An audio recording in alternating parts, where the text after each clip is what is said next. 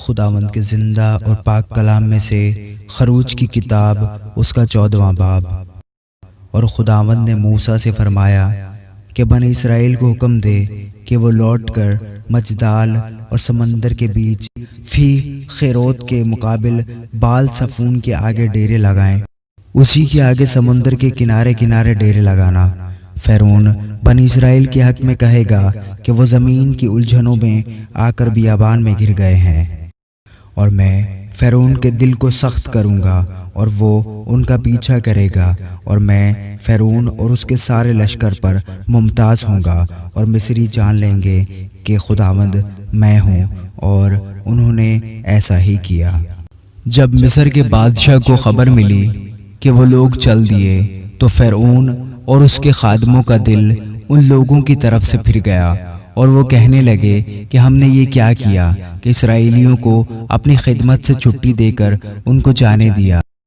تب اس نے اپنا رتھ تیار کروایا اور اپنی قوم کے لوگوں کو ساتھ لیا، اور اس نے 600 چنے ہوئے رتھ بلکہ مصر کے سب رتھ لیے، اور ان سبوں میں سرداروں کو بٹھایا۔ اور خداوند نے مصر کے بادشاہ فرعون کے دل کو سخت کر دیا، اور اس نے بنی اسرائیل کا پیچھا کیا، کیونکہ بنی اسرائیل بڑے فخر سے نکلے تھے۔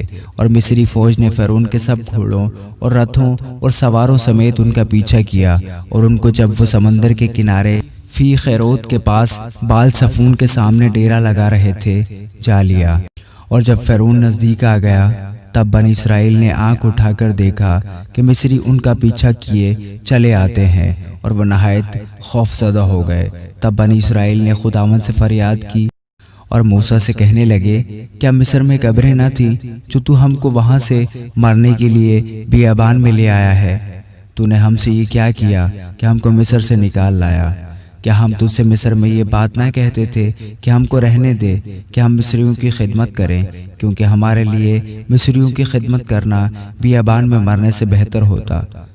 تب موسیٰ نے لوگوں سے کہا، ڈرو مت، چپ چاپ کھڑے ہو کر خداوند کی نجات کے کام کو دیکھو جو وہ آج تمہارے لیے کرے گا، کیونکہ جن مصریوں کو تم آج دیکھتے ہو ان کو پھر کبھی ابد تک نہ دیکھو گے۔ خداوند تمہاری طرف سے جنگ کرے گا اور تم خاموش رہو گے۔ اور خداوند نے موسیٰ سے کہا کہ تو کیوں مجھ سے فریاد کر رہا ہے؟ بنی اسرائیل سے کہہ کہ وہ آگے بڑھیں، اور تو اپنی لاٹھی اٹھا کر اپنا ہاتھ سمندر کے اوپر بڑھا اور اسے 2 حصے کر، اور بنی اسرائیل سمندر کے بیچ میں سے خشک زمین پر چل کر نکل جائیں گے۔ اور دیکھ، میں مصریوں کے دل کو سخت کر دوں گا اور وہ ان کا پیچھا کریں گے، اور میں فرعون اور اس کے سپاہ اور اس کے رتھوں اور سواروں پر ممتاز ہوں گا۔ اور جب میں فرعون اور اس کے رتھوں اور سواروں پر ممتاز ہو جاؤں گا تو مصری جان لیں گے کہ میں ہی خداوند ہوں۔ اور خدا کا فرشتہ جو اسرائیلی لشکر کے آگے آگے چلا کرتا تھا جا کر ان کے پیچھے ہو گیا، اور بادل کا وہ ستون ان کے سامنے سے ہٹ کر ان کے پیچھے جا ٹھہرا۔ یوں وہ مصریوں کے لشکر اور اسرائیلی لشکر کے بیچ میں ہو گیا، سو وہاں بادل بھی تھا اور اندھیرا بھی، تو بھی رات کو اس سے روشنی رہی، پس وہ رات بھر ایک دوسرے کے پاس نہیں آئے۔ پھر موسیٰ نے اپنا ہاتھ سمندر کے اوپر بڑھایا، اور خداوند نے رات بھر تند پوربی آندھی چلا کر اور سمندر کو پیچھے ہٹا کر اسے خشک زمین بنا دیا، اور پانی 2 حصے ہو گیا۔